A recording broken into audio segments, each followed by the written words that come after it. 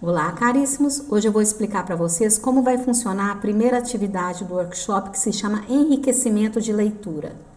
Eu já estou logada lá no projeto de Belo Horizonte, da região metropolitana de Belo Horizonte, e vou entrar na primeira caixinha, que é o de enriquecimento de leitura. Primeiro, sobre o login. Vocês vão receber 2 logins. Um que é de usuário, que vai visualizar, vai ter acesso a todas as informações, mas na hora de salvar não vai conseguir. E outro que é de usuário mediador, que vai salvar. O que nós vamos combinar?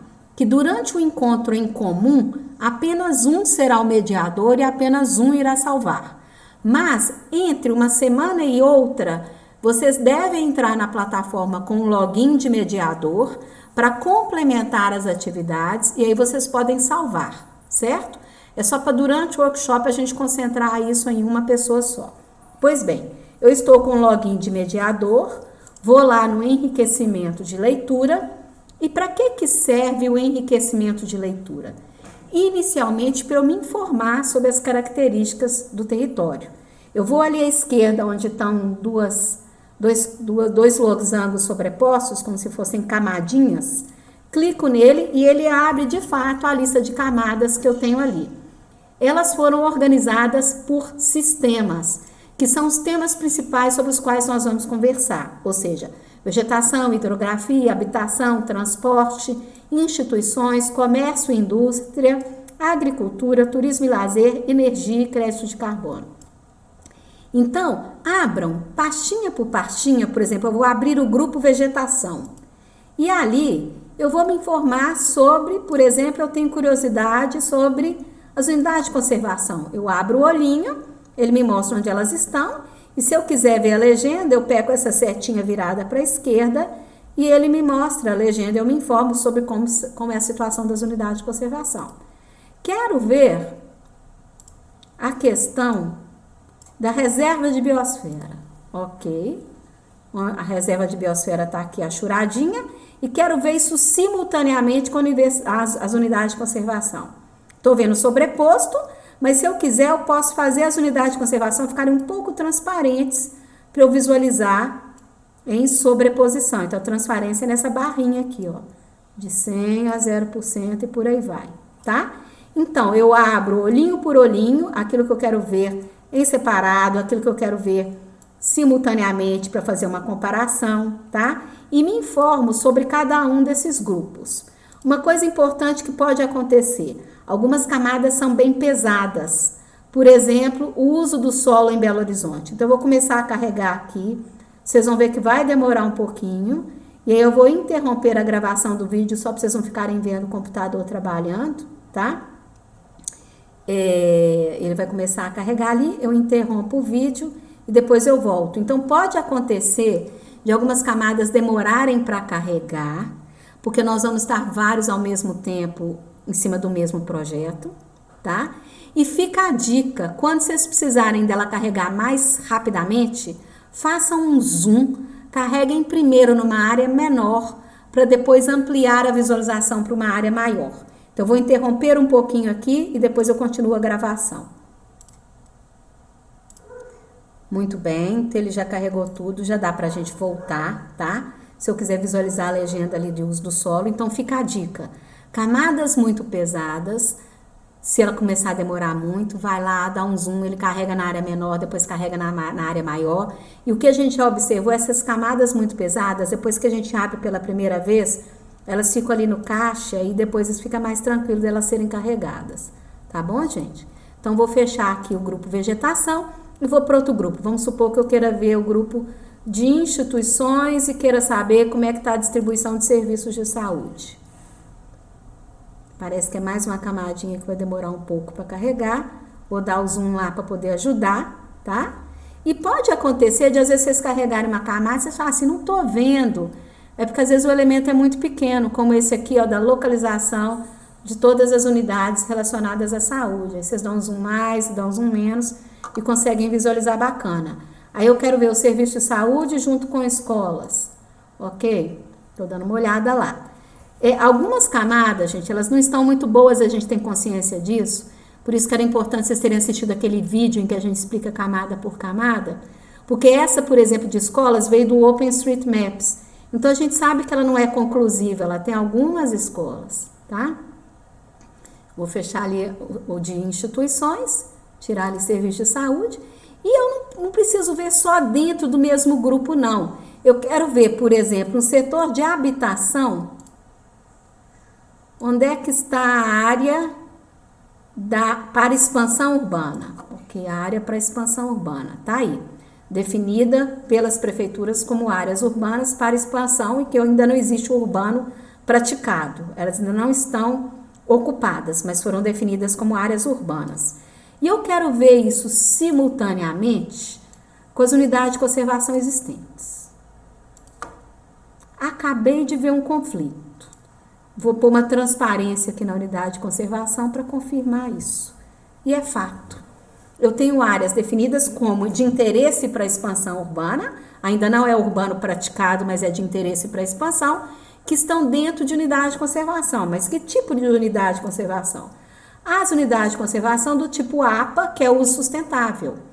Então, eu acabo de ter um alerta ali para verificar que, embora seja uma área propícia para a expansão urbana e autorizada para a expansão, essa expansão deve ser de modo controlado, uma vez que ela é de uso sustentável.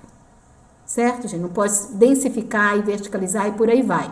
Então, primeiro olhando sistema por sistema e os seus mapas conteúdos, depois sobrepondo conteúdos que sejam de interesse de vocês, isso é enriquecer a leitura. Então, primeiro vocês se informam. Mas vamos supor que além da gente se informar, a gente queira deixar ali um alerta, um comentário, uma informação não existente. Eu quero, por exemplo, deixar um alerta sobre essa área de crescimento urbano aqui coincidente com uma APA. Então, eu vou enriquecer as informações existentes. Eu vou aqui nesse quadradinho onde existem 3 listinhas, vou pegar anotações e eu quero falar sobre habitação.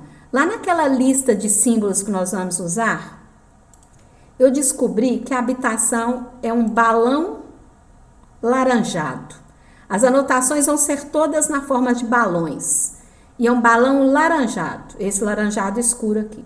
Aí eu clico nesse laranjado escuro e clico em salvar.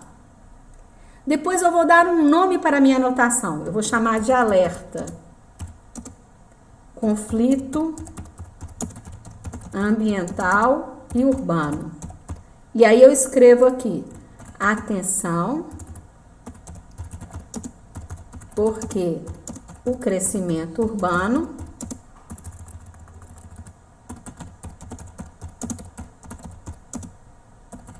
está em área de uso sustentável APA, tá? É um alerta que eu quero deixar para as pessoas. Aí eu pego o lápis, escolho onde eu vou colocar o meu alerta, eu vou colocá-lo aqui, clico em salvar e clico em salvar novamente. Vocês viram que teve 3 salvar? Sim, precisa fazer 3 vezes. Aí ele fala, o mapa foi salvo corretamente. Então, eu já deixei o meu primeiro alerta. Outro alerta que eu posso fazer é se às vezes eu sinto que a informação não está correta ou não é suficiente. Então, por exemplo, o mapa de escolas, que a gente viu lá, que ele não é muito bom, porque ele veio do OpenStreetMaps, eu quero ver o mapa de escolas, não quero ver agora as unidades de conservação, não quero ver as áreas de expansão urbana, que estavam abertas aqui em algum lugar.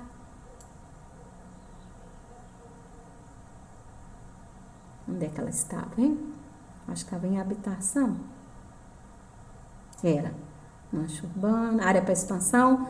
Mas eu quero ver onde está mancha urbana versus a área de expansão urbana. Essa área de expansão urbana está aqui com limite preto só contornado e a área do urbano praticado está em cinza.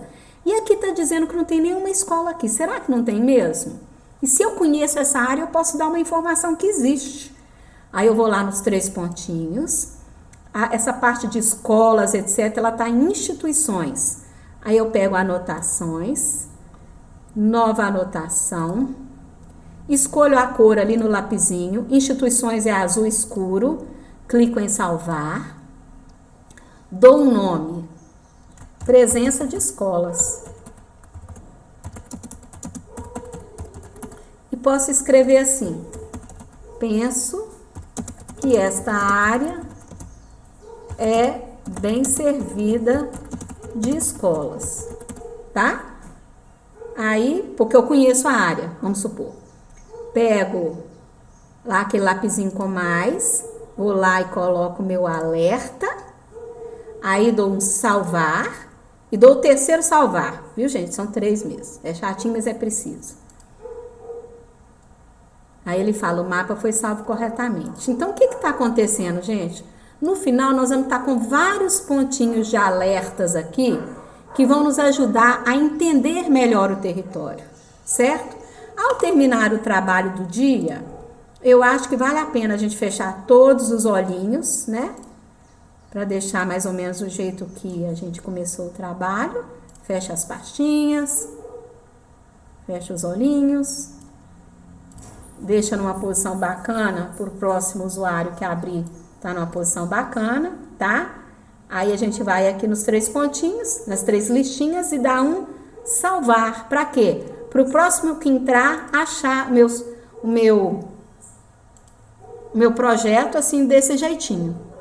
Tá bom, gente? Então, o que é o enriquecimento de leitura? Insistindo, eu me informar e eu oferecer informação.